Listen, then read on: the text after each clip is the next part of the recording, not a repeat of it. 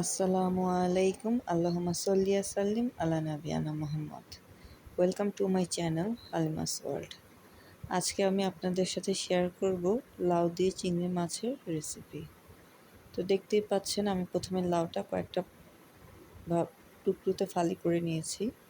এরপর আমরা লাউটাকে পরিষ্কার করে নেব চামড়া ছাড়িয়ে।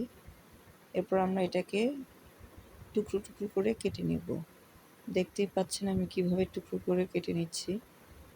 তারপর কাটা হয়ে গেলে আমরা চিংড়ি মাছগুলো ভালোভাবে বেছে পরিষ্কার করে নেব। তারপর সব কিছু ধুয়ে আমরা রান্নার জন্য প্রিপারেশন নিয়ে নেব। প্রথমে আমরা চুলায় হাঁড়িটা বসিয়ে পরিমাণ মতো তেল দিয়ে তার মধ্যে পেঁয়াজ কুচি দিয়ে কিছুক্ষণ ভাজবো। ভাজা হয়ে গেলে তার মধ্যে চিংড়ি মাছগুলো দিয়ে একটু লবণ দিয়ে কিছুক্ষণ ভাজবো। তারপর সামান্য একটু পানি দিয়ে এর মধ্যে আদা রসুন বাটা, হলুদ মরিচের গুঁড়া সব কিছু দিয়ে ভালোভাবে কষাবো। একটা জিনিস খেয়াল রাখবেন, লাউ তরকারিতে কখনোই বেশি হলুদ মরিচ দিতে যাবেন না।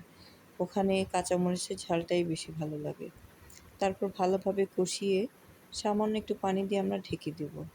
এর ফাঁকে বলে রাখি, যদি আপনাদের আমার চ্যানেলটা ভালো লেগে থাকে অবশ্যই সাবস্ক্রাইব করবেন।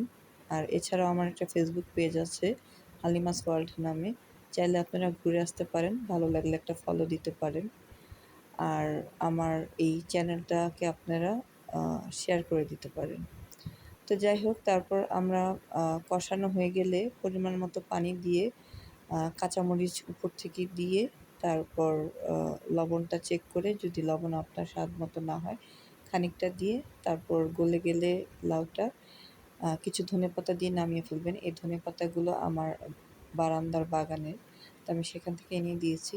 এ তো হয়ে গেল লাউ চিংড়ি, অসাধারণ মজার। আল্লাহ হাফেজ।